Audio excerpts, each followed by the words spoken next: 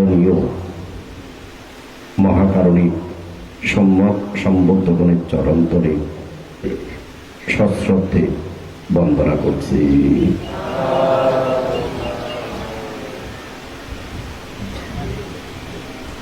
বিনম্র চিত্তে বন্দনা জ্ঞাপন করছি অত্র বৃহত্তর মহারাপাড়াতে যে 10 জন সঙ্গনায়ক বৌদ্ধ শাসনকে রক্ষা, শ্রীবৃদ্ধি, প্রচার প্রসারের উন্নতির শ্রীবৃদ্ধির ক্ষেত্রে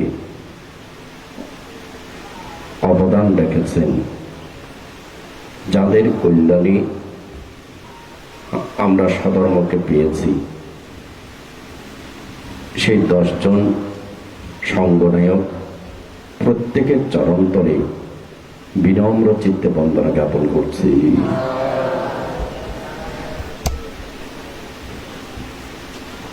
বন্দনা জ্ঞাপন করছি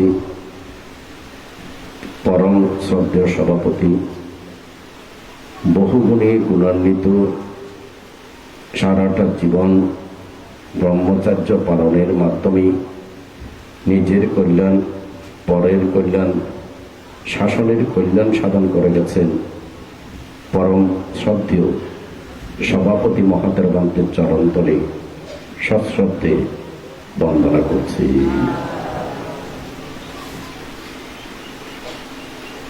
অত্র বৃহত্তর মহারাপাড়াতে 10 জন সঙ্গনায়ক শাসন রক্ষার ক্ষেত্রে যে ভূমিকা রেখে গেছেন,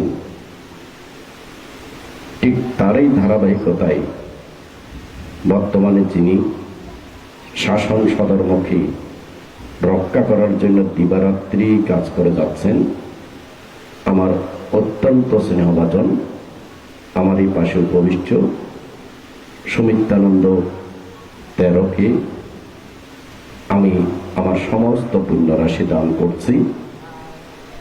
আমার সমস্ত পুণ্যের প্রভাবে সুমিত্রানন্দ তেরো 10 জন সঙ্গনায়কের ধারাবাহিকতায় যেন বৌদ্ধ শাসনকে আলোকিত করতে সক্ষম হয়।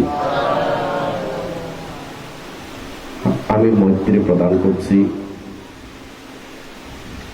যিনি বৌদ্ধ সম্মিলনীর সাধারণ সম্পাদক, সুন্দর দেশনা করেন, যুব ভিক্ষুদের মধ্যে যার একটা সুন্দর পথ চলা রয়েছে, আমার অত্যন্ত স্নেহভাজন দেববংশ তেরোকে এবং সূর্যধন বিহারের বিহারাধ্যক্ষ সুবীরানন্দ ভিক্ষুকে আমি আমার সমস্ত পুণ্যরাশি দান করছি। আমার সমস্ত পুণ্যের প্রভাবে তাদের ভিক্ষু জীবন সুন্দর হোক এবং সার্থক হোক। সম্মানিত পুণ্যার্থীগণ,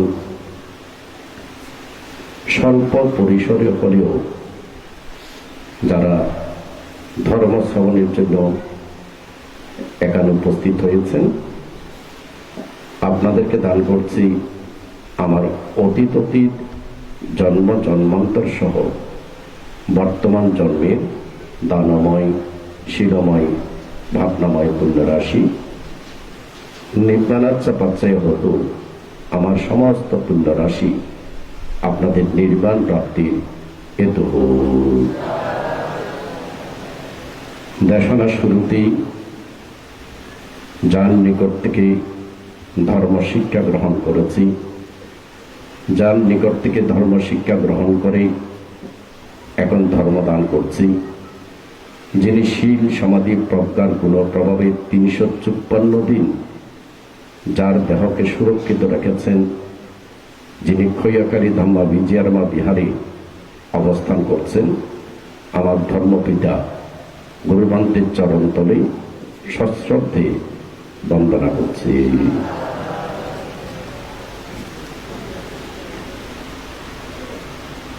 সম্মানিত পুণ্যার্থীগণ, ভগবান বুদ্ধের এক শিষ্য, বয়স খুব কম, একেবারে কিশোর, বনবাসের দৃশ্য, খুব অল্প বয়সেই মার্গফলে প্রতিষ্ঠিত হয়েছিলেন এবং মার্গফলে যে প্রতিষ্ঠিত হয়েছিলেন অত্র অঞ্চলের কেউ জানত না। না জানার কারণ হচ্ছে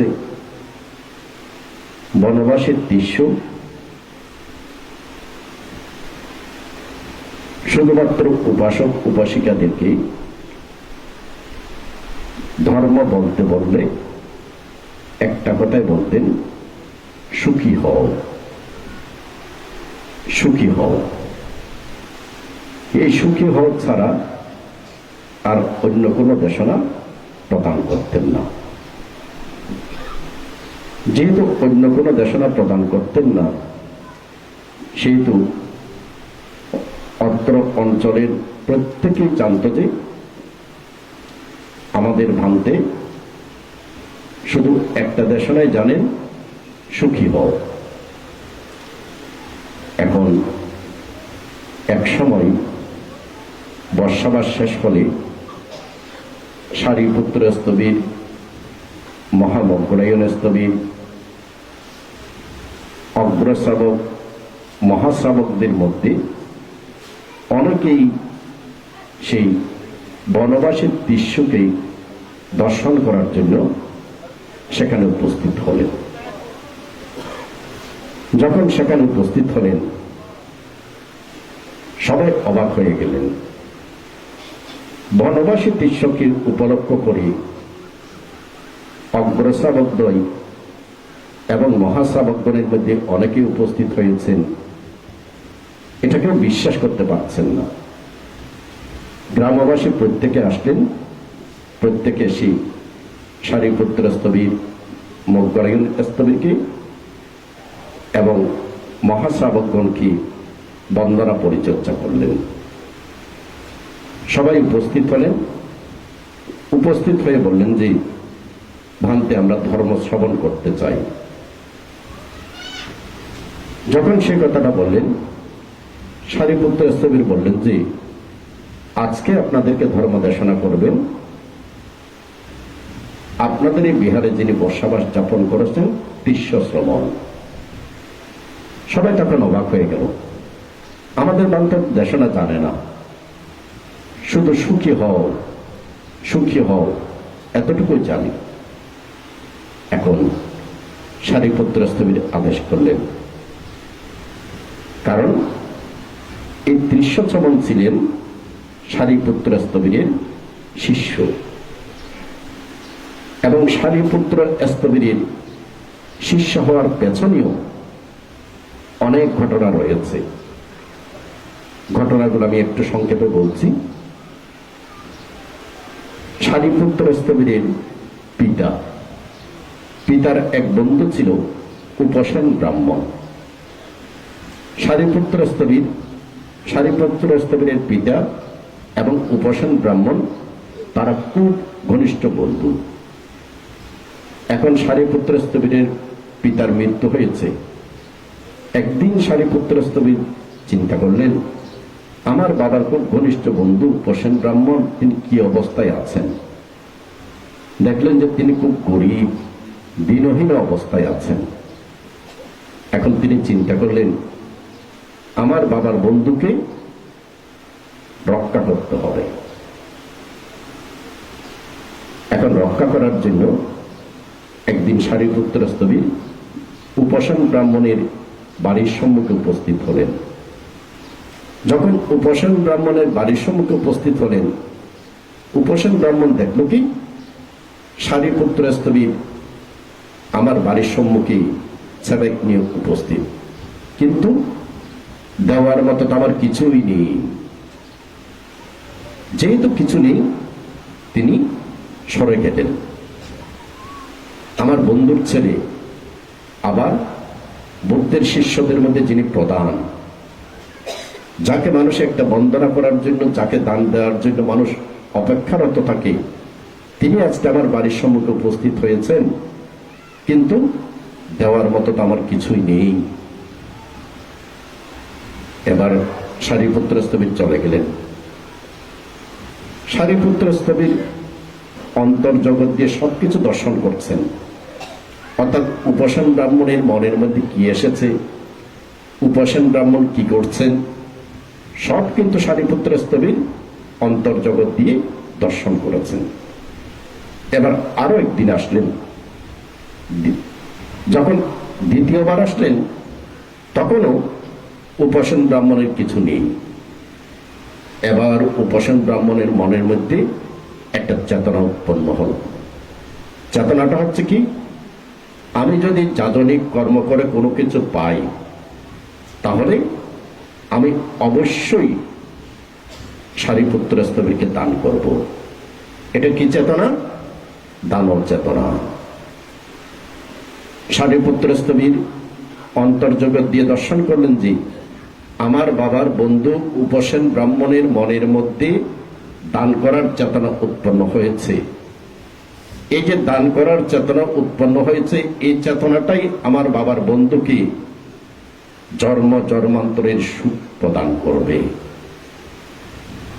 সারিপুত্র স্থবির চলে গেলেন। কিছুদিন পরে যাজনিক কর্ম করে কিছু পায়েস এবং 2 টুকরা কাপড় পেলেন। যখন কাপড় পেলেন এবং কিছু পায়েস পেলেন, মনের মধ্যে এত বেশি আনন্দ এসেছে যে আজকে আমি যেভাবে হোক সারিপুত্র স্থবিরকে দান করব। দেখুন, দান করার আগে কিন্তু মানুষের মনের মধ্যে কি উৎপন্ন হতে হয়? চেতনা। যেন ওই চেতনাতে যেন কোনো সংশয়, সন্দেহ, দেব না, এগুলো যেন কোনো কিছু না থাকে। যেহেতু চেতনা উৎপন্ন হয়েছিল দ্বিতীয়বারই, এবং এখন দান পাওয়ার পরে ওনার মনের মধ্যে এত বেশি আনন্দ যে আজকে আমি সারিপুত্র স্থবিরকে দান করব।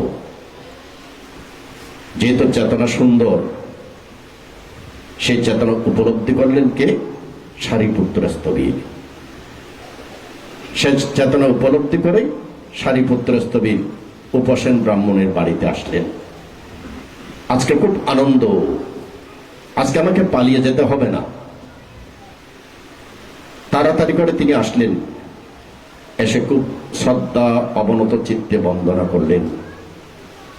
যখন বন্দনা করছেন তখন মনের মধ্যে একটা আনন্দ, আমি এমন একজনকে বন্দনা করছি যিনি কায় মনোবাক্যে পরিশুদ্ধ, যিনি সৌম্য, স্থির, শান্ত, স্নিগ্ধ। আমি সেরকম এক মহাপুরুষকে বন্দনা করছি। বন্দনা করার পরে তারপর সেই পায়েসটুকু দান করলেন এবং 2 খণ্ড কাপড় দান করলেন। দান করার পরে মনের মধ্যে অপূর্ব এক আনন্দ স্রোত প্রবাহিত হয়েছে। যতদিন পর্যন্ত উপাসন ব্রাহ্মণ জীবিত ছিল, ততদিন পর্যন্ত সেই পূর্ণ চেতনাকে তিনি একদিনের জন্য তিনি কমতে দেননি। সেই পূর্ণ চেতনাকে ধারণ করেই উপাসন ব্রাহ্মণ বাকি জীবন অতিক্রম করেছেন। মৃত্যুর পরে তিনি সেই চেতনা নিয়ে মৃত্যুবরণ করার কারণে সারিপুত্র স্থবিরের এক ধর্নাঢ্য উপাসকের স্ত্রীর গর্ভে তিনি প্রতিসন্ধি গ্রহণ করলেন। যখন প্রতিসন্ধি গ্রহণ করলেন, জন্মের পরপরই পুরো পরিবারের মধ্যে আয়ুন্নতি বেড়ে গেল। কেন আয়ুন্নতি বেড়ে গেল?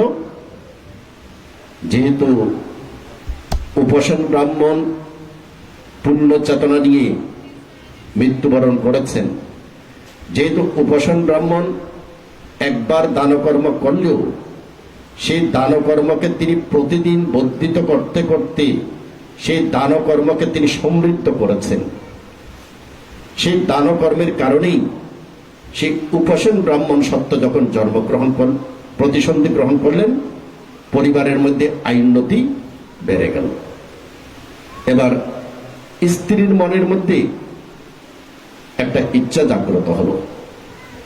ইচ্ছাটা হচ্ছে কি, ভিক্ষু সংঘকে পায়েস দান করার ইচ্ছা। দেখুন কেন পায়েস দান করার ইচ্ছা জাগ্রত হলো? যেহেতু উপাসন ব্রাহ্মণ সারিপুত্র স্তবীরকে পায়েস দান করেছিলেন, সেই সত্য যেহেতু মাতৃগর্ভে এসেছে, সেই কারণেই এমন পায়েস দান করার ইচ্ছা জাগ্রত হলো যে পায়েসটা পরিপূর্ণ দুগ্ধের উপরে করতে হবে। এবং সারিপুত্র স্তবী সহ ভিক্ষু সংঘকে ফান করে পায়েস দান করলেন। এবারও তাদের অন্তরের মধ্যে 10 মাস 10 দিন উপাসন ব্রাহ্মণ সত্য প্রতিসন্ধি গ্রহণ করার পর থেকে সার্বক্ষণিকই স্ত্রীর অন্তরের মধ্যে পূর্ণ চেতনায় আনন্দে ভরপুর ছিল। 10 মাস 10 দিন পরে জন্মগ্রহণ করলেন। জন্মগ্রহণ করার পরে তার নাম হলো তিস্য। যখন নামকরণ দিবসে সারিপুত্র স্তবী সহ ভিক্ষু সংঘকে ফাং করলেন। ফাং করার পরে এখন পিতামাতা সন্তানকে সারিপুত্র স্তবীরকে দেখাতে নিয়ে আসবেন। খুব দামি একটা কম্বল ছিল। সেই শিশু কম্বলটাকে ধরেছে। যখন ধরেছে, ছাড়াতে চেষ্টা করলো, কেউ ছাড়াতে পারলো না। তখন পিতামাতা চিন্তা করলো, ঠিক আছে দেখি কি করে। কম্বলটা না ছেড়ে না দিয়ে সারিপুত্র স্তবীর যখন বন্দনা করতে এসেছেন, তখন সেই শিশু সারিপুত্র স্তবীরকে সেই কম্বলটা দান করে দিল।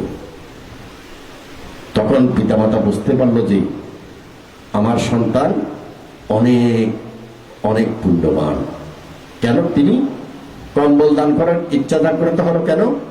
যেহেতু তিনি অতীতে সারিপুত্র স্তবীরকে কাপড় দান করেছিলেন, সেই কারণে কম্বল দান করার ইচ্ছা। যখন সেই শিশুর বয়স 7 বছর হলো, তখন এই পিতামাতা তাকে প্রব্রজ্জা প্রদান করলেন। এবং প্রব্রজ্জা প্রদান করার পরে সেই শিশু সবার কাছে খুব প্রিয় ছিল, খুব আপন ছিল। যখনই তিনি পিণ্ডাচরণে বের হতেন, তখনই তিনি পরিপূর্ণ ছয় প্রাপ্ত হতেন। একদিন অনেক ভিক্ষু সংঘ, 1000 ভিক্ষু সংঘ, শীতকাল, অনেকের কাছে কম্বল নেই। সেই 7 বছরের শিশু চিন্তা করলো, তাদের কাছে কম্বল নেই, এটা কি করে হতে পারে, আমি কম্বল ভিক্ষা করব। এটা প্রচার হয়ে গেল যে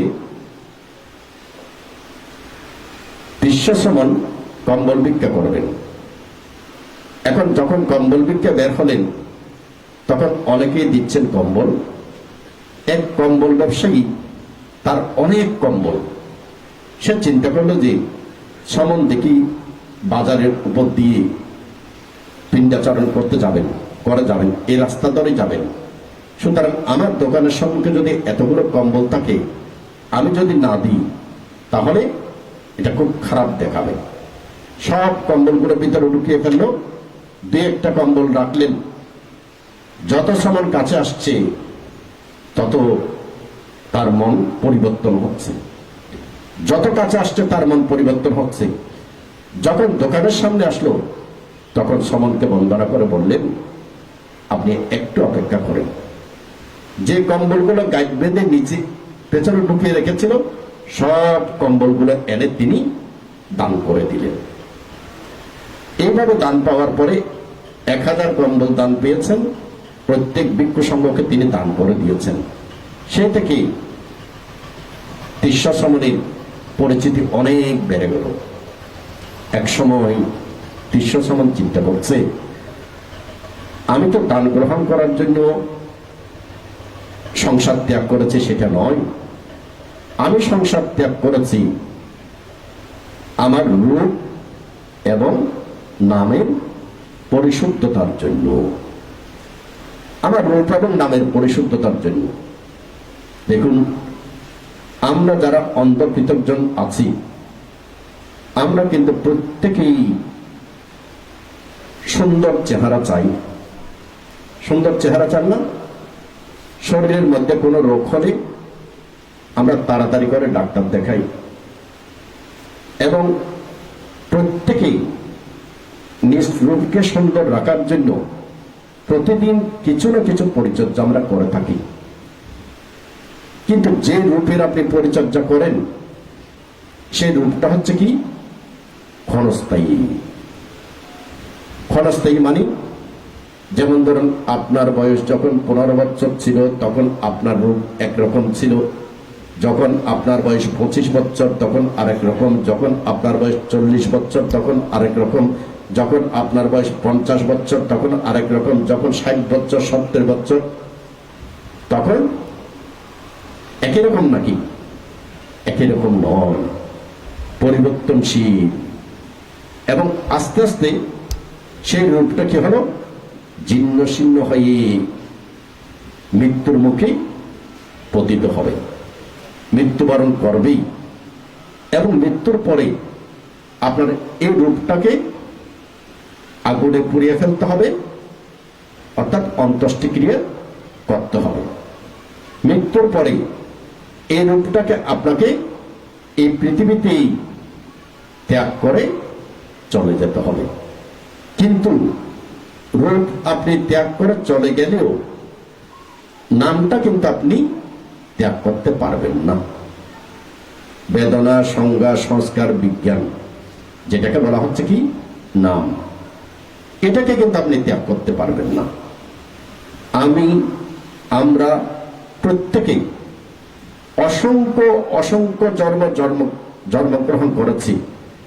এই অসংখ্য জন্মের মধ্যে আমরা বিভিন্ন রূপ প্রাপ্ত হয়েছি। কোন সময় ব্রহ্মারূপ, কোন সময় দেবরূপ, কোন সময় মনুষ্যরূপ, কোন সময় প্রেতরূপ, কোন সময় গরু, ছাগল, হাঁস, মুরগির রূপ। এক এক সময় এক এক রূপ প্রাপ্ত হয়েছি এবং মৃত্যুর পরে সেই রূপ ত্যাগ করে আবার নতুন রূপ আমরা লাভ করেছি। এখন সেই সমন চিন্তা করছে, আমি তো সংসার ত্যাগ করেছি আমার রূপ এবং নামকে সুন্দর করার জন্য। এখন এখানে আছি, সবাই আমাকে পীড়াচরণে বের হলেই সুস্বাদু খাদ্য দিচ্ছে। এই সুস্বাদু খাদ্য খেয়ে আমার চেহারা সুন্দর হচ্ছে, হৃষ্টপুষ্ট হচ্ছে, রূপ সুন্দর হচ্ছে, কিন্তু আমার নামটাকে তো আমি পরিশুদ্ধ করতে পারছি না। এখানে যেভাবে জ্ঞাতিগণ আছে, প্রতিদিন আমার কাছে যেভাবে মানুষজন আসে, আমি তো এখানে বসি, আমার এই নামটাকে পরিশুদ্ধ করার সুযোগটুকু পাবো না। সেই কারণে সে তিষ্যসমন কি করলেন? মহাকারণিক বুদ্ধের নিকট গিয়ে বললেন যে, বুদ্ধ আমাকে কর্মস্থান প্রদান করুন, যেন আমার রূপ এবং নামকে আমি পরিশুদ্ধ করতে পারি। মহাকারণিক ভগবান বুদ্ধ কর্মস্থান প্রদান করলেন।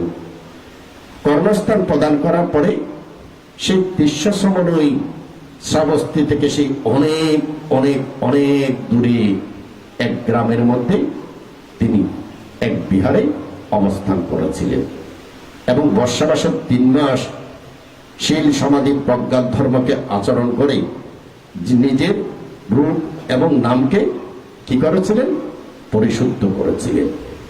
যেহেতু নিজের রূপ এবং নামকে পরিশুদ্ধ করার জন্য তিনি চেষ্টারত ছিলেন, সে কারণে তিনি উপাসক উপাসিকাদের সঙ্গে আলাপ করতেন।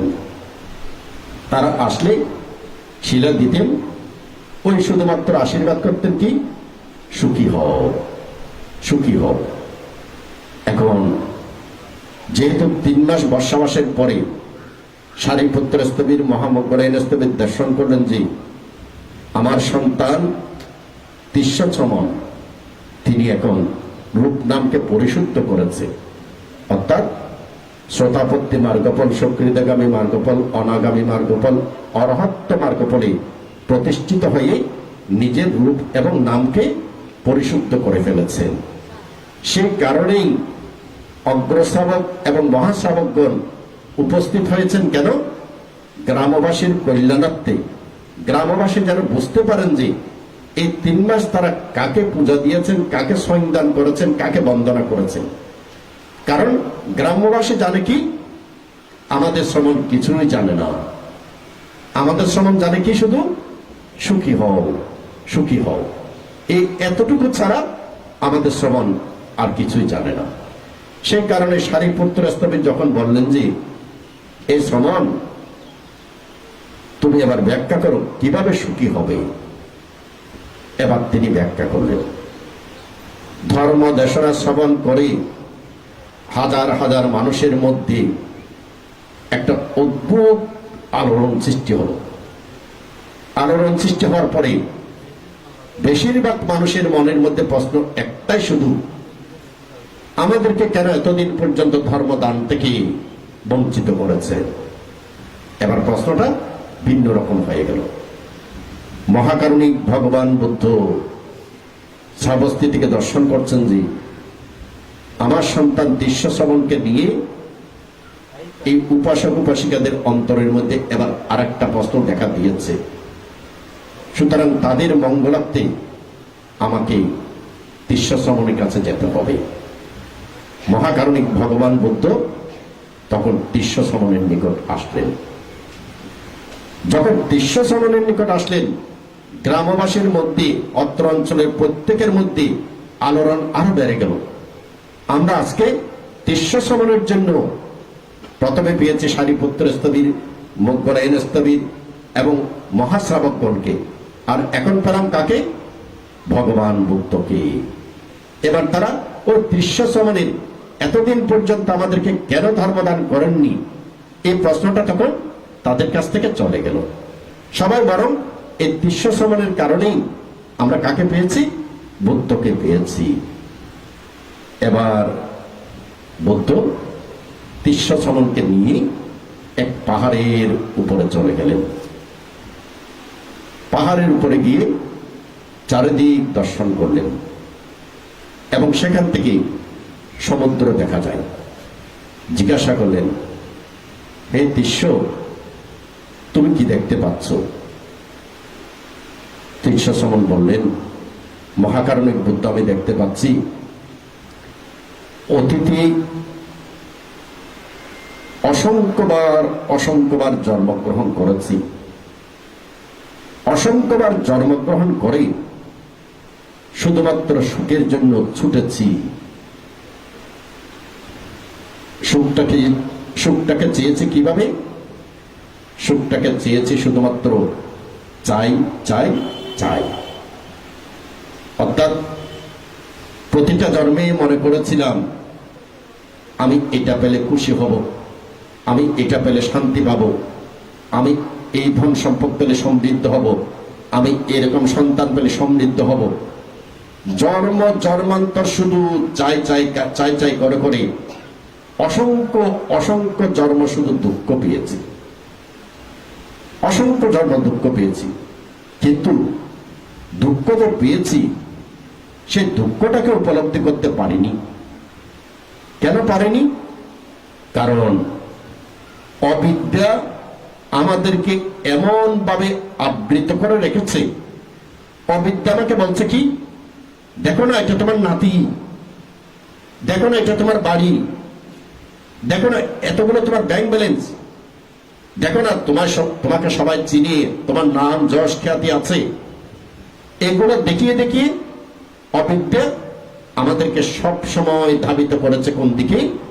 তৃষ্ণার দিকে। সবসময় তৃষ্ণার দিকে ধাবিত করেছে এবং তৃষ্ণার দিকে ধাবিত হতে হতে আমরা কি করেছি? ও বাবা, আমি পাইয়াচাক্কা বিক্ষুত, আমি এবং আমার এই ইগো, এই অহংকার আমার ভিতরে সমৃদ্ধ। আমি অমুক বাবু তো, আমার ছেলে অমুক ডাক্তার তো, আমার এরকম নাম যশ খ্যাতি, আমার পরিবারের এরকম নাম যশ খ্যাতি আছে তো। এইভাবে করে করে আমাদের তৃষ্ণাটা দিনকে দিন কি হয়েছে, বৃদ্ধিপ্রাপ্ত হয়েছে। আমাদের তৃষ্ণাটা যে বৃদ্ধিপ্রাপ্ত হয়েছে, এটাকে কি আমরা খারাপ বলে মনে করি? না, খারাপ বলে মনে করি না, এটাকে আমরা ভালো বলে মনে করি। ভালো বলে মনে করি না। এখন আপনার সন্তান যখন আপনার পাশে আছে, যখন আপনার নাতি যখন আপনার পাশে আছে, তখন সেই নাতিকে বুকে জড়িয়ে ধরতে, সেই নাতিকে একটা চুম দিতে, সেই নাতিকে বুকের মধ্যে জড়িয়ে ধরে একটু বুকটাকে শান্ত করতে, এটাকে কি আপনি খারাপ বলে মনে করেন?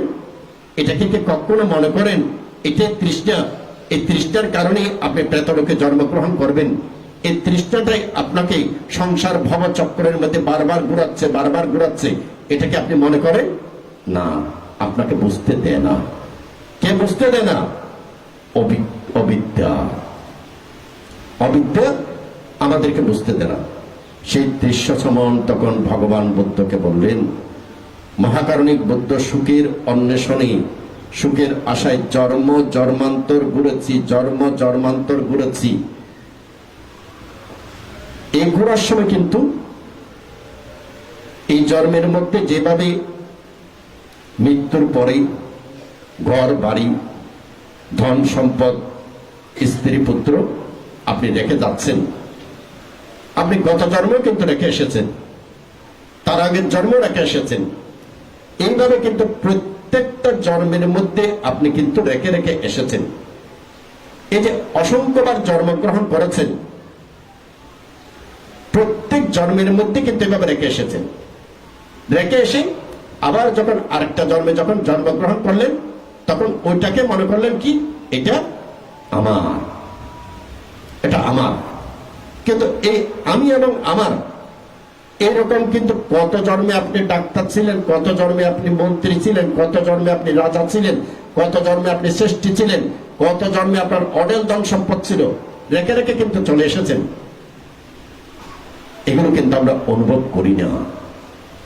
অনুভব করি না মানে আমরা শুধুমাত্র আমার এই জন্মটাকেই আমি শুধুমাত্র কি করি, এই একটা জন্ম নিয়েই আমার চিন্তা চেতনা।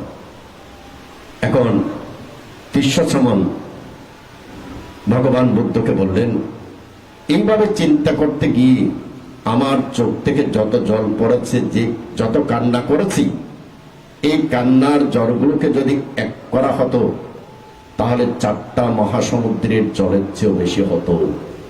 ভগবান বুদ্ধ, আমি সমুদ্রের জল দেখে আমার জ্ঞান থেকে আমি উপলব্ধি করতে পারছি, অসংখ্য জন্মের মধ্যে শুধু দুঃখ পেয়েছি। এই দুঃখ পেতে গিয়ে আমার চোখ থেকে যে পানি পড়েছে, এই পানিগুলোকে যদি এক করা হতো, 4টা মহাসমুদ্রের জলের চেয়েও বেশি হতো। সধর্মের পূজারীগণ, এই কথাগুলো আমরা যতই বলি না কেন, তবু কিন্তু আমরা সেই তৃষ্ণার স্থান থেকে আমাদের চিত্তকে আমরা কিন্তু সরাতে পারবো না। আর পারছি না বলেই আমাদেরকে বুদ্ধ বলেছেন, ওই তৃষ্ণার কারণেই আমাদেরকে অপায়ে চলে যেতে হয়। দুর্লভ মানব জীবন লাভ করেছেন।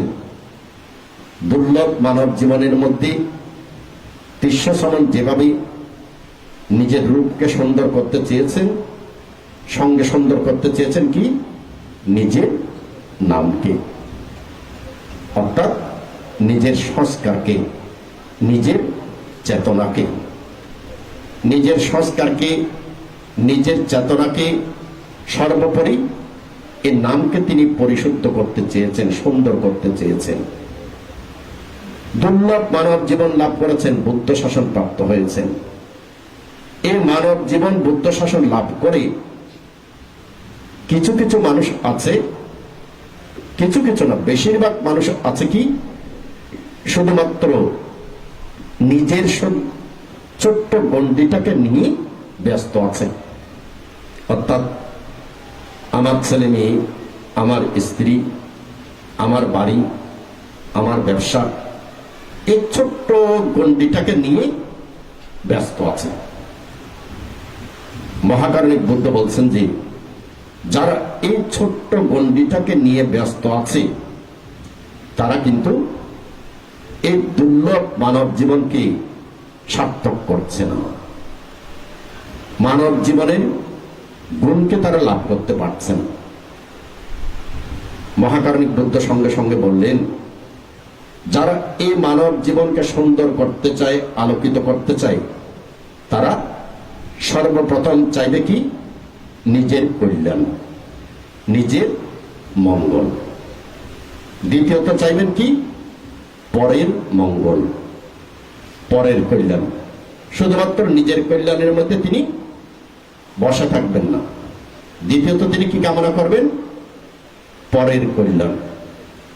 তৃতীয়ত তিনি কামনা করবেন না, দ্বিতীয়ত তিনি কামনা করবেন জ্ঞাতিগণের কল্যাণ। প্রথমে কার কল্যাণ? নিজের কল্যাণ। তারপর কার কল্যাণ? জ্ঞাতিগণের কল্যাণ। তারপর কার কল্যাণ? পরের কল্যাণ। তারপর কার কল্যাণ? বুদ্ধ শাসনের কল্যাণ। তারপর কার কল্যাণ? ত্রিরত্নের কল্যাণ।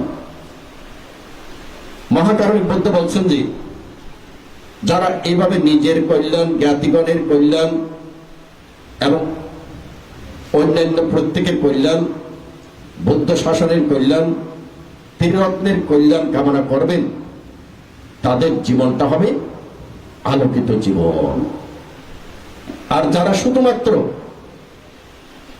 তৃষ্ণাকে নিয়ে আমি এবং আমার এই গণ্ডির মধ্যে অবস্থান করবেন, তিনি কিন্তু নিজের কল্যাণ চাচ্ছেন না। আপনি মনে করবেন না যে আপনি আপনার সন্তানের কল্যাণ কামনা করছেন। আপনি মনে করবেন না যে আপনি আপনার স্ত্রীর কল্যাণ কামনা করছেন। আপনি মনে করবেন না যে আপনি আপনার নিজের কল্যাণ কামনা করছেন। কেন বলছি আপনি নিজের কল্যাণ চান না? আপনি নিজের কল্যাণ তখনই কামনা করবেন যতক্ষণ পর্যন্ত আপনার ভিতরে যেই ময়লা আবর্জনা আছে, যে আসব আছে, যে তৃষ্ণা আছে, সেই আসব, ময়লা, আবর্জনা, তৃষ্ণাকে যতক্ষণ পর্যন্ত আপনি পরিষ্কার করার চেষ্টা করবেন না, ততক্ষণ পর্যন্ত আপনি নিজের কল্যাণ চান না। তাহলে যেখানে আপনি নিজের কল্যাণই চান না, সেখানে আপনি সন্তানের কল্যাণ কিভাবে চাইতে পারেন? কারণ তো আপনি নিজের কল্যাণই চান না। মহাকারণিক বুদ্ধ বলছেন যে মানুষ যখনই চোখ খুলে সে তখনই দেখতে পায়। এইভাবে ঠিক চক্ষু, কর্ণ, জিহ্বা, নাসিকা, ত্বক, মন, এই সরায়তন দিয়ে সে রূপ, শব্দ, গন্ধ, রস, স্পর্শ দ্বারা প্রতিনিয়ত সে স্পর্শিত হচ্ছে। আপনি চোখ খুললেন, চোখ করার পরপর আমি দেখলাম ওয়ারাপাড়া গ্রামবাসী। আজকের ফান সম্পর্কে আসলে আমার খেয়াল ছিল না, আর তারাও আমাকে ফান করেছেন। ঠিক কখন গিয়ে ফান করেছেন তারপর আর কোনো যোগাযোগ নেই, কোনো শব্দ নেই, একেবারে কিছু নেই। আজকে যখন আমি 10টার সময় এখানে সঙ্গদানে বসলাম, আমার পাশের ভিক্ষুক বলছে যে আপনার তো আজকে ওয়ারাপাড়া ফান আছে। কোথায়? তখন তিনি ওই একটা ফেসবুকের মধ্যে ওয়ারাপাড়া থেকে একটা এই তো আমাকে দেখালো। তখন আমি যোগাযোগ করলাম যে আসলে ফাং আছে নাকি। আমার কিন্তু আরেকটা প্রোগ্রাম আছে চট্টগ্রাম শহরে। দেখুন, চট্টগ্রাম শহরে প্রোগ্রাম থাকুক, যেখানে থাকুক, যখনই ওয়ারাপাড়া বলল তখনই ভালোবাসার টানে ঠিক না আর বলতে পারলাম না। কিন্তু অন্য কোনো জায়গায় হলে সঙ্গে সঙ্গে না হয়ে যেত। কিন্তু এটা সত্য, কারণ তিনি ফান করেছেন। ফান করার পরে সাধারণত নিয়ম অনুসারে চিঠি নিয়ে যাওয়া হোক, যে কোনো কিছু নিয়ে যোগাযোগ করে। সেই বলে এসেছে, আর কোনো খবরই নেই, একেবারে কোনো খবর নেই। তাহলে আমার কোনো খেয়ালও নেই। আর আমি একটা কাজের মধ্যে ব্যস্ত আছে, আপনারা প্রত্যেকে জানেন যে আমি গুরুবান থেকে নিয়ে আমার ওখানে 354 দিন অবিরত অভিধর্ম পাঠ হচ্ছে। তাই এই যে 354 দিন অভিধর্ম পাঠ করাতে এই ভিক্ষু সংঘকে সবগুলো মেনটেন করা, এটা কিন্তু চারটিখানি ব্যাপার নয়, চারটিখানি ব্যাপার। সেই কারণে আমার খেয়াল নেই, কিন্তু তারপরে যখন ওয়ারা পাড়া না বলতে পারলাম না, এই যে না বলতে পারলাম না, এটা কি আপনাদের প্রতি তৃষ্ণা না? তাহলে চোখ করলে যখন আমি দেখলাম ও ওয়ারা পাড়া বলার সঙ্গে সঙ্গে মনের মধ্যে একটা ভালোবাসার টান, ঠিক না? এটা কিন্তু তৃষ্ণা, মারাত্মক তৃষ্ণা। বলতে এটাই বলছেন যে আমরা চোখ করলেই দেখি, কি দেখি? রূপ দেখি। কি দেখি? এটা জিরা পানি। এটা জিরা পানি দেখার সঙ্গে সঙ্গে আমার জিহ্বা কি চলে আসলো? পানি চলে আসলো, ঠিক না?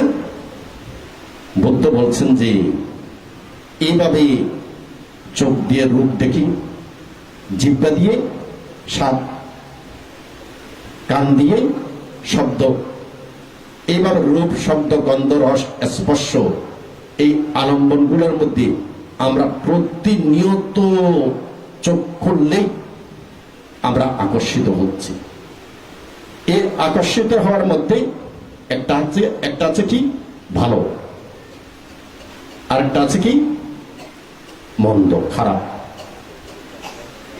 ধরুন আপনি পছন্দ করেন না, যার সঙ্গে আপনার মতের অমিল আছে, যাকে দেখলে আপনার ভালো লাগে না, সেই মানুষটাকে আপনি দেখলেন, দেখার পর আপনার কেমন লাগবে? খারাপ লাগবে, খারাপ লাগবে না?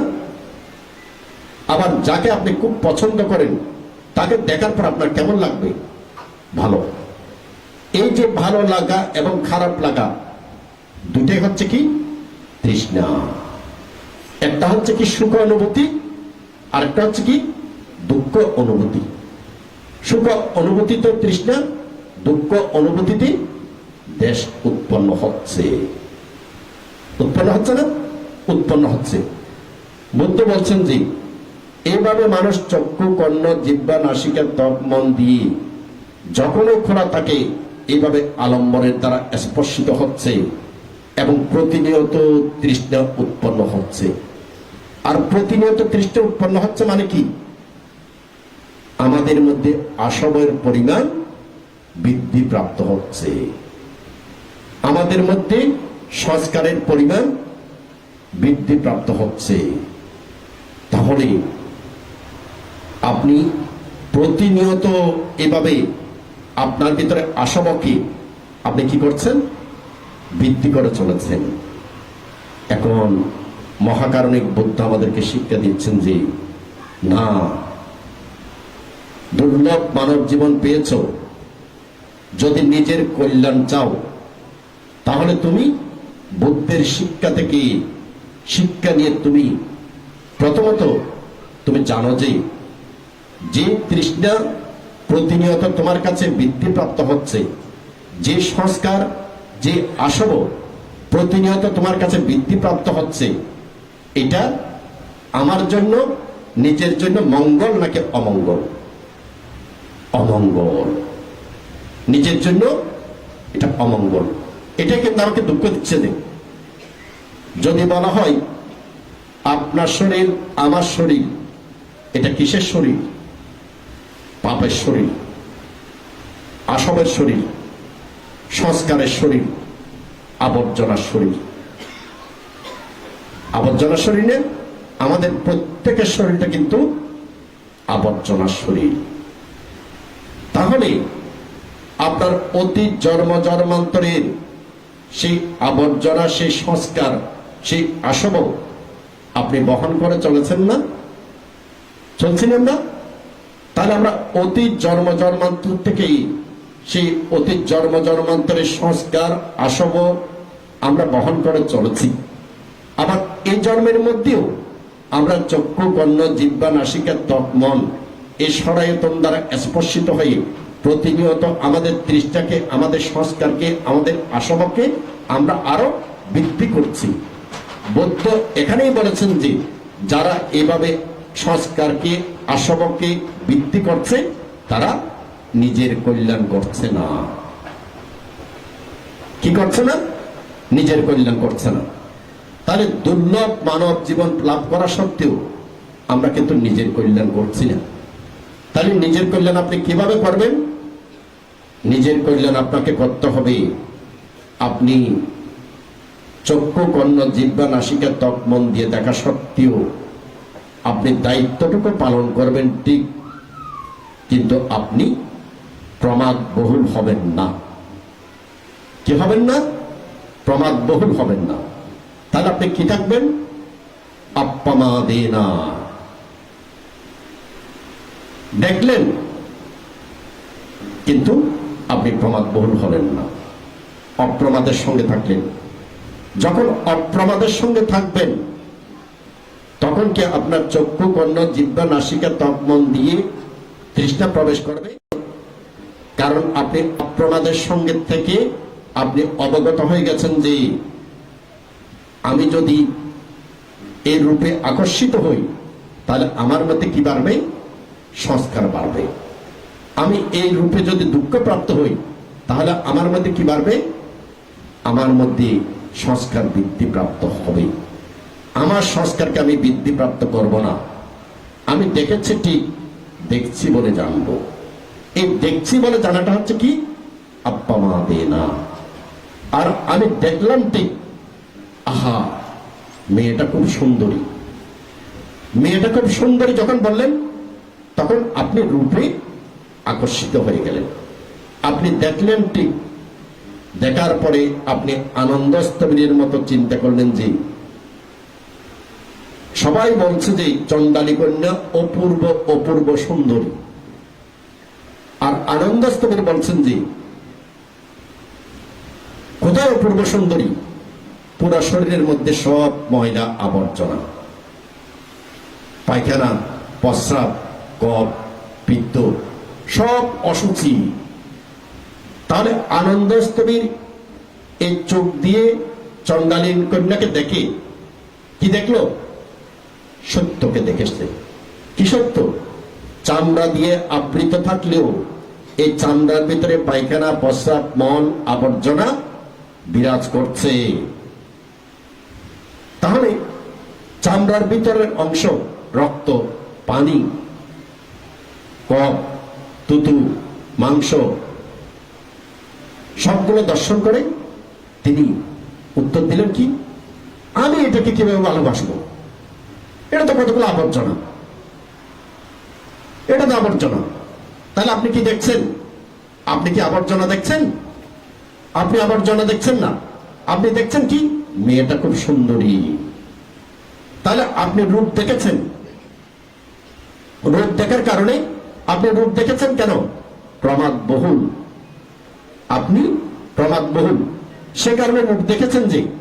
আর আনন্দস্তবী প্রমাদ বহুল নয়, আনন্দস্তবী দেখেছেন কিন্তু তিনি কঙ্কাল দেখেছেন, তিনি অসুচি দেখেছেন। তাহলে মহাকারণিক বুদ্ধ বলছেন যে ঠিক অনুরূপ ভাবে চোখ করলে আমরা দেখব ঠিক, কান করলে আমরা শুনবো ঠিক, এবং জিহ্বা খোলা থাকলে আমরা স্বাদ পাবো ঠিক। রূপ, শব্দ, গন্ধ, রস, স্পর্শ এগুলা আমরা অপ্রমাদের সঙ্গে বিচরণ করলে এখান থেকে আর তৃষ্ণা সৃষ্টি হবে না, বরং অপ্রমাদের সঙ্গে বসবাস করতে করতে আমার তৃষ্ণার পরিমাণটা, আমার আসবের পরিমাণটা, আমার ময়লা আবর্জনের পরিমাণটা দিনকে দিন কি হবে? কমবে। বুদ্ধ শাসন পেয়েছেন বলেই এইভাবে আপনার আসব পরিষ্কার করার আপনাকে দিক নির্দেশনা দেওয়া হচ্ছে। বৌদ্ধ ধর্মের বাইরে এইভাবে আসব পরিষ্কার করার কোনো দিক নির্দেশনা নাই বলেই বৌদ্ধ ধর্মের বাইরে কোনো অরহত নাই।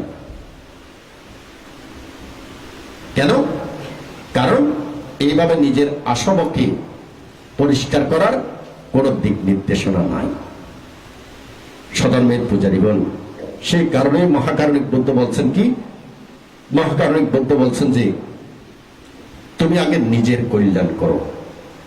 তাহলে নিজের কল্যাণ মানে কি? নিজের কল্যাণ মানে হচ্ছে আপনি অপ্রমাদের সঙ্গে বসবাস করেন। অপ্রমাদের সঙ্গে বসবাস করতে গেলে আপনাকে একটা সত্য জানতে হবে। সত্যটা হচ্ছে কি? আমাকে মৃত্যুবরণ করতে হবে। এই মৃত্যুটা আমার পেছনেই দাঁড়িয়ে আছে। আমি আজকে এখানে কথা বলছি, কালকেও হয়তো বা খবর পেতে পারেন যে পায়া চাক্কা বাঁধতে মারা গেছে। এটা কিন্তু কালকেও খবর পেতে পারেন। এখন ফেসবুক খুললে শুধু বৃদ্ধ মরছে, বৃদ্ধা মরছে, কিন্তু সেরকম নয়। নাকি শুধু বৃদ্ধ বৃদ্ধা মরছে না। তাহলে আমি আপনিও যে কোনো সময় মৃত্যুবরণ করতে পারি। আর মৃত্যুবরণের সঙ্গে সঙ্গেই এখানে আমার আর কিছুই নাই। আপনি মৃত্যুবরণ করলেন, আমরা একটা জিনিস এখন খুব স্পষ্টভাবে দেখি কিরকম জানেন? যেমন ধরুন, স্বামী অসুস্থ হয়েছে, পিতা অসুস্থ হয়েছে, মেয়ে অসুস্থ হয়েছে। এখন অসুস্থ হওয়ার পর আমরা বুঝতে পারলাম যে স্বামী মৃত্যুবরণ করবে, স্ত্রীকে রক্ষা করা যাবে না। যতক্ষণ পর্যন্ত আপনার সম্মুখে আছে ততক্ষণ পর্যন্ত আপনার মনের মধ্যে একটা দুশ্চিন্তার পাহাড় প্রবাহিত হতে থাকবে। আমার স্বামী চলে যাবে, আমার প্রাণপ্রিয় ছেলে চলে যাবে। এটা কিন্তু একটা দুশ্চিন্তার পাহাড় প্রবাহিত হতে থাকে। এখন মরে গেল, মরে যাওয়ার পরে আমরা কিন্তু সত্যকে দেখি না। সত্যকে দেখা মানে কি? অনিত্যকে দেখা। সত্যকে দেখা মানে কি?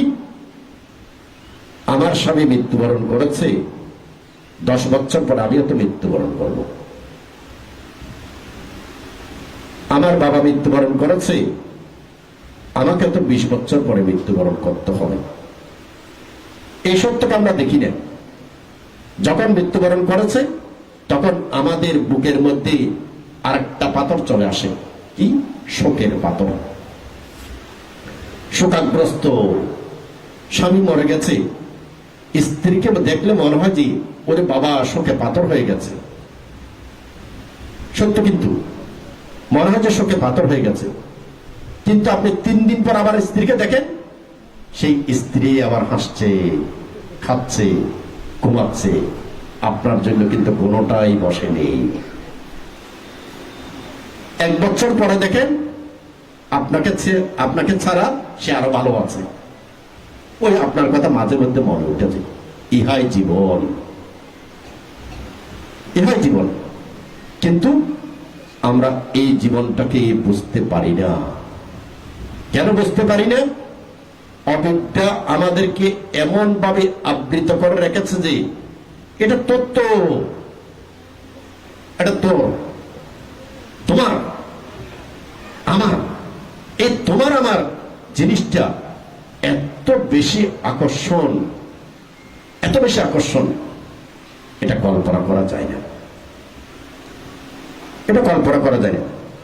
আমার বলার সঙ্গে সঙ্গে ওখানে 30টা জিনিসটা এত বেশি আবৃত করে ফেললো, এটা আমার তো। কিন্তু বাস্তবিকতা থেকে আপনার নয়। তাহলে সত্যি সত্যি যদি আপনি নিজেকে অপ্রমাদের সঙ্গে বসবাস করতে চান, নিজের কল্যাণ চান, তাহলে আপনাকে কি করতে হবে? আপনাকে করতে হবে কি? ওই একটা জ্ঞান সবসময় রাখতে হবে, আমি প্রতি সেকেন্ড, প্রতি মুহূর্তে আমি শ্মশানের দিকে যাচ্ছি। আমার গতি একমাত্র শ্মশানের দিকে, মৃত্যুর দিকে। প্রতি সেকেন্ড আপনি মৃত্যুর দিকে যাচ্ছেন। যখন এই জ্ঞানটাকে আপনি ডেভেলপ করবেন, মৃত্যু স্মৃতি যখন আপনার মধ্যে বৃদ্ধি প্রাপ্ত হতে থাকবে, তখন কিন্তু আপনার অপ্রমাদের শক্তিটা বাড়বে। অপ্রমাদের শক্তিটা বাড়বে না? কারণ মৃত্যু যখন চিন্তা আসবে তখন আমি এবং আমার নামক সৎকায় দৃষ্টিটা কি হবে? দুর্বল হয়ে যাবে, হবেই দুর্বল। আমি এবং আমার নামক সৎকায় দৃষ্টিটা দুর্বল হবে। যখন আমি এবং আমার নামক সৎকায় দৃষ্টিটা দুর্বল হবে তখন আপনার কি বাড়বে? অপ্রমাদে না, এটা বৃদ্ধিপ্রাপ্ত হতে থাকবে। যখন বৃদ্ধিপ্রাপ্ত হতে থাকবে তখন আপনি কি করছেন? নিজের কল্যাণ। বুদ্ধ বলছেন যে অরহৎ হন না হন, অন্তত পক্ষে স্রোতের মধ্যে আপনি পতিত হন। আপনি এই জন্মের মধ্যে অরহৎ হতে পারেন। উপাসন ব্রাহ্মণ কি ওই জন্মের মধ্যে অরহৎ হয়েছিল? না, অরহৎ হয়নি। কিন্তু দান কর্মটা করার পরে উনি একটা স্রোতের মধ্যে পতিত হয়েছিল। তাহলে উপাসন ব্রাহ্মণ দানকে উপলক্ষ করে যদি স্রোতের মধ্যে পতিত হতে পারে, আপনারা এই জীবনের মধ্যে কত দান করেছেন? সেই দানের স্রোতের মধ্যে কেন আপনি পতিত নন? নিজেকে প্রশ্ন করুন। এই দানের স্রোতের মধ্যে, এই পুণ্যকর্মের স্রোতের মধ্যে আপনি আমি পতিত নয় বলেই আমি স্রোতহীন। স্রোতহীন হওয়াতে আমরা কি দ্বারা আকর্ষিত হচ্ছি? আমরা আকর্ষিত হচ্ছি অষ্টলোক ধর্মে। লাভ অলাভ, নিন্দা প্রশংসা, যশ অযশ, সুখ দুঃখ, আমরা এগুলোর পেছনে ছুটছি। আমাদের স্রোত ওদিকে। আর যদি আপনি যে পুণ্যকর্ম সম্পাদন করেছেন, এই পুণ্যকর্মের স্রোতের মধ্যে যদি আপনার চিত্ত, শরীর এবং মনকে যদি রাখতে পারেন যেভাবে উপাসন ব্রাহ্মণ রেখেছেন, তাহলে আপনি এই জন্মে অরহৎ না হন, কিন্তু যে স্রোতে পতিত হয়েছেন এই স্রোতে আপনি অতি সত্বর অরহৎ হতে বাধ্য। সেই কারণে মহাকারণিক বুদ্ধ বলছেন যে আপনি নিজের কল্যাণ করেন। নিজের কল্যাণ করার পরে এবার জ্ঞাতিগণের কল্যাণ করেন। এবার নিজের সন্তান, নিজের স্ত্রীর দিকে দেখেন। যদি সত্যি সত্যি স্ত্রীকে ভালোবাসেন তাহলে স্ত্রী যাতে অপায়ে না যায়, স্ত্রী যাতে সুখী হতে পারে, আপনি সেই ব্যবস্থা করেন। আমাদের রাজা বিম্বিসারের স্ত্রী ছিল কে? ক্ষমা। ক্ষমা ধর্ম বিশ্বাস করত না, ক্ষমা রূপে বিশ্বাস করত। ক্ষমা বুদ্ধের বাণীতে বিশ্বাসী ছিল না। কেন? মহাকারণিক বুদ্ধ বলতেন যে রূপ অনিত্য, আর ক্ষমা বলতো যে রূপকে প্রশংসা করেন আমি তার কাছে যাব কেন? রূপের প্রশংসা করুন। এই কারণে বুদ্ধের সম্পূর্ণভাবে বিরোধীবাদী ছিল কে? ক্ষমা। রাজা বিম্বিসার ক্ষমাকে খুব ভালোবাসতেন। চিন্তা করলেন আমার অন্যান্য স্ত্রীগণ তারা সধর্মের পথে থাকলেও আমার এই স্ত্রী ক্ষমা, সে বুদ্ধের বাণীতে বিশ্বাস করে না। তাহলে আমি আমার স্ত্রীর মধ্যে আমি বুদ্ধের বাণীকে কিভাবে প্রতিষ্ঠিত করতে পারি? তখন তিনি কি করলেন? বেনুবন বিহারীর অপূর্ব রূপ নিয়ে যারা কবি গান লিখে তাদেরকে গান রচনা করতে বললেন। কেন?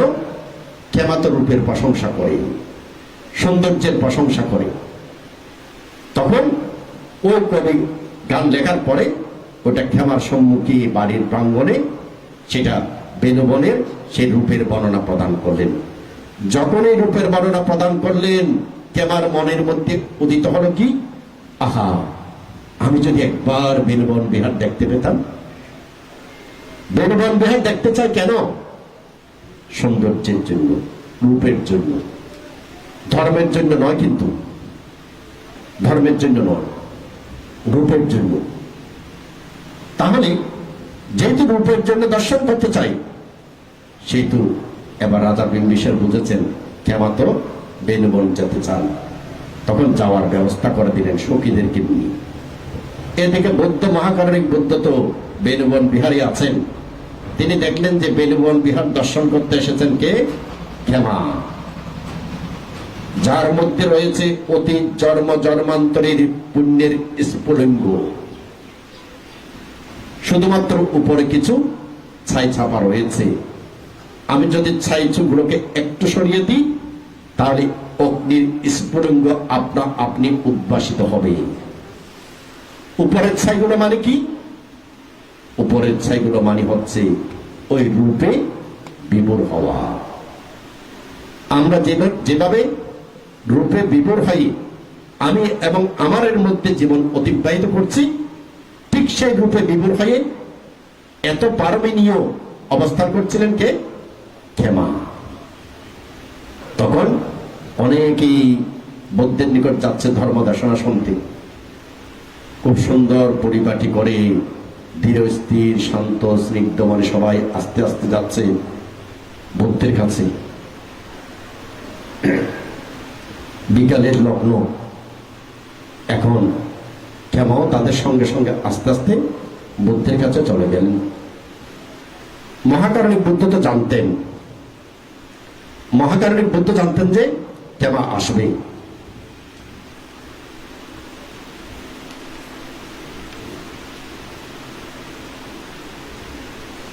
মহাকারণিক বুদ্ধ জানতেন যে কেমন আসবে, সে কারণে এক অপূর্ব সুন্দরী, যার বয়স 16 বছরের মতো হবে, সেই অপূর্ব সুন্দরী দেবী বুদ্ধকে পাকা করছে।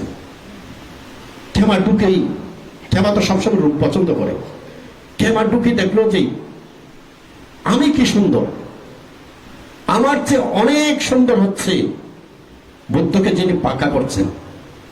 তাহলে তো বুদ্ধ রূপকে ঘৃণা করে না, বুদ্ধ তো রূপকে ঘৃণা করে না। আর আমি কি রূপের প্রশংসা করছি যে আমার চেয়ে অনেক সুন্দরী হচ্ছে যিনি বুদ্ধকে পাকা করছেন। এবার বুদ্ধ 16 থেকে তার বয়সটা বাড়িয়ে দিল, একটু বাড়িয়ে দিল। একটু যখন সৌন্দর্য যখন কমেছে, তখন কি আমার মনের মধ্যে একটা প্রশ্ন দেখা দিল, আরে কিছুক্ষণ আগে এরকম ছিল আর এখন এরকম হয়ে গেল। এটা দেখতে দেখতে, এটা চিন্তা করতে করতে যখন ওই জায়গাটায় চিত্তটা স্থির হয়ে গেল, স্থির হওয়ার পরে বুদ্ধ বয়সটাকে আবার বাড়িয়ে দিল। চিত্ত স্থির হওয়ার পরে বাড়াচ্ছে যে, কিন্তু চিত্ত যদি স্থির না হয় তাহলে 16 বছর 25 বছর ধরুন দুইটা অবস্থানকে উপলব্ধি করতে পারবে না। তাহলে যখন বুদ্ধ দেখছেন যে ক্ষমা এখন উপলব্ধি করতে পারছে, তখনই বাড়িয়ে দিচ্ছে। এইভাবে বাড়াতে বাড়াতে আস্তে আস্তে বৃদ্ধ এবং আস্তে আস্তে একেবারে ওখানে রোগাগ্রস্ত হয়ে মা বাবা করে করে ওখানে ডরে গেল। সব কিছু দর্শন করে ক্ষমা বুঝতে পারলো যে অনিত্য অনিত্য অনিত্য। তাহলে সেই ক্ষমাই তো বুদ্ধের উপাধিপ্রাপ্ত শিষ্যা। কার কল্যাণে? কল্যাণটা কে চেয়েছিল? স্বামী রাজা বিম্বিসার। আপনি আপনার স্ত্রীর কল্যাণ চান না? আপনার ছেলে মেয়ের কল্যাণ চান না? আপনার ছেলে মেয়েকে টাকা পয়সা ধন সম্পদ গাড়ি বাড়ি দিয়ে যেতে চান? ওগুলো নিয়ে আপনার সন্তান কি মৃত্যুবরণ করতে পারবে? আপনি কি পারবেন? আপনার সন্তান টাকা পয়সা ধন সম্পদ এগুলোর কারণে সুখী হবে আপনি কি নিশ্চিত? না, আপনি নিশ্চিত নয়। বরং নিশ্চিত যতক্ষণ পর্যন্ত আপনার ছেলের কর্ম সুপ্রতিষ্ঠিত হবে না, ততক্ষণ পর্যন্ত আপনার ছেলে অরক্ষিত। তাহলে আপনার সন্তানকে যদি আপনি সুরক্ষিত করতে চান, কি দিয়ে করতে হবে? কর্মের মাধ্যমে, কুশল কর্মের মাধ্যমে। সে কারণে বুদ্ধ বলছেন যে সে মানুষ সর্বপ্রথম নিজের কল্যাণ চাই, তারপরে কার কল্যাণ চাই? জ্ঞাতিগণের কল্যাণ চাই। তারপরে পরের কল্যাণ চাই, তারপরে কার কল্যাণ চাই? বৌদ্ধ শাসনের কল্যাণ চাই, আস্তে আস্তে বড়, তারপরে ত্রিরত্নের কল্যাণ চাই। এইভাবে যারা প্রত্যেকের কল্যাণ কামনা করে তিনি হচ্ছে কি প্রকৃত মানুষ। প্রকৃত মানুষ যেমন ধরুন আপনারা হরাপাড়া গ্রামবাসী, এখানে যতগুলো বিহার আছে প্রত্যেকটা বিহার আপনাদের। আবার আপনাদের বলার পরে কিন্তু আপনারা এগুলো নিয়ে দলাদলি করবেন না। আমাদের বড়ুয়াদের মধ্যে একেবারে রক্তজাত এটা। আমার বিহার বলে এবার দলাদলি শুরু করা। বিহার দলাদলি করার জন্য নয়। বিহার কার বিহার? আপনার বিহার, বুদ্ধের বিহার। বিহারটা কার বিহার? বুদ্ধের বিহার। তাহলে আপনি কিভাবে এখানে ধর্ম আচরণ করবেন, কিভাবে আপনি ধর্ম চর্চা হবে, আপনি কিভাবে আপনার পরবর্তী বংশধররা কিভাবে ধর্ম করবে, ছোট ছোট বিহারগুলো বাড়ির পাশাপাশি কেন প্রতিষ্ঠিত করেছেন? আমাদের বংশধররা চিন্তা করেছে যে যাক, এদিকে সুদর্শন বিহার আছে ঠিক, কিন্তু বাড়ির পাশে ছোট্ট একটা বুদ্ধ মূর্তি থাকলে, একটা ছোট্ট একটা বুদ্ধের আসন থাকলে আমার ছেলে মেয়েরা প্রতিদিন এই বুদ্ধকে পূজা করবে, বন্দনা করবে। ওটাকে ভিত্তি করে যদি আপনারা পাটাপাটি শুরু করে দেন, তাহলে তো আপনি যে আদর্শ উদ্দেশ্য নিয়ে আমাদের বংশধররা সৃষ্টি করেছিল সেগুলোকে আপনারা কি করলেন? ধ্বংস করলেন। ধ্বংস করলেন। ধ্বংস করার জন্য কিছু নয়। তাহলে এই যে প্রত্যেকটা বিহারকে যদি আপনারা ছোট্ট পরিসর হোক যদি সুন্দর করে একটা বন্দনার ক্ষেত্র হিসাবে যদি নাকি প্রতিষ্ঠিত করে যেতে পারেন, এটা কিন্তু আপনার জ্ঞাতিগণের কল্যাণ করছেন। আপনার টাকা পয়সা ধন সম্পদ আছে ঠিক, টাকা পয়সা ধন সম্পদ থাকলেই যে মানুষ এভাবে একটা ধর্মীয় ক্ষেত্র যেখানে গিয়ে, যেমন আমি এখানে আসার পরে আমার এই কপালটাকে কোথায় নিচু করলাম? ওই হরগোবিন্দ বাবু যেখানে প্রতিষ্ঠিত করেছেন ওখানেই আমার কপালটাকে কি করতে হলো? নিচু করতে হলো, বন্দনা করতে হলো। বন্দনার ক্ষেত্র তৈরি করা। আপনার কাছে টাকা পয়সা ধন সম্পদ আছে, আপনি যদি এরকম একটা বন্দনার ক্ষেত্র যদি তৈরি করতে পারেন, দলাদলির ক্ষেত্র নয়, আবার বলছি দলাদলির ক্ষেত্র নয়, বন্দনার ক্ষেত্র, পুণ্য ক্ষেত্র, যেখানে আপনি পরিশুদ্ধ হবেন, যেখানে গেলে আপনার পুণ্য হবে, এরকম একটা ক্ষেত্র যদি আপনি তৈরি করতে পারেন, বাস্তবিক অর্থে এটা জ্ঞাতিগণের কল্যাণ, এটা বৌদ্ধ শাসনের কল্যাণ, এটা ত্রিরত্নের কল্যাণ। দেখুন, টাকা পয়সা ধন সম্পদের সার্থকতা কিন্তু এখানেই। আপনি যখন এটা করে গেলেন, তখন ধরুন আমার মৃত্যু হয়ে গেল, আমার মৃত্যুর পরে যে ক্ষেত্রটা আমি তৈরি করে যাচ্ছি ওই ক্ষেত্রের মধ্যে মানুষ বন্দনা পূজা করবে না। আমাদের 10 জন সঙ্গনায়ক যে ক্ষেত্রগুলো তৈরি করে গেছেন ওই ক্ষেত্রগুলোকে উপলক্ষ করে আমরা ধর্মীয় জীবন যাপন করছি না। আমি শুরুতে কি বলেছি, ওনারা ক্ষেত্র তৈরি করেছেন বলে সেই ক্ষেত্রের মধ্যে আমরা এখন ধর্ম আচরণ করছি। তাহলে এটাতে কিসের কল্যাণ হচ্ছে? নিজের কল্যাণ, জ্ঞাতিগণের কল্যাণ, বৌদ্ধ শাসনের কল্যাণ এবং ত্রিরত্নের কল্যাণ। মহাকারণিক বুদ্ধ বলছেন যে এইভাবে যারা নিজের কল্যাণ, জ্ঞাতিগণের কল্যাণ, সকলের কল্যাণ, বৌদ্ধ শাসনের কল্যাণ, ত্রিরত্নের কল্যাণ সাধন করতে পারবে, তাদের জীবনে সার্থক জীবন। সার্থক জীবন। এইভাবে আপনারা যদি এখানে একটা সুন্দর ক্ষেত্র তৈরি করতে পারেন, এতে কিন্তু সবচেয়ে বেশি লাভবান হবেন আপনারা। আমি আমার আলোচনাকে আর দীর্ঘায়িত করছি না।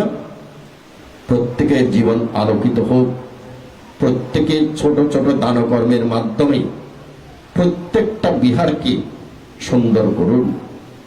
সুন্দর করুন মানে একটা পুণ্যক্ষেত্র সৃষ্টি করুন। এটা সবার জন্য মঙ্গলজনক হবে, সবার জন্য মঙ্গলজনক হোক। এই বলে আমার ক্ষুদ্র দেশনা শেষ করলাম।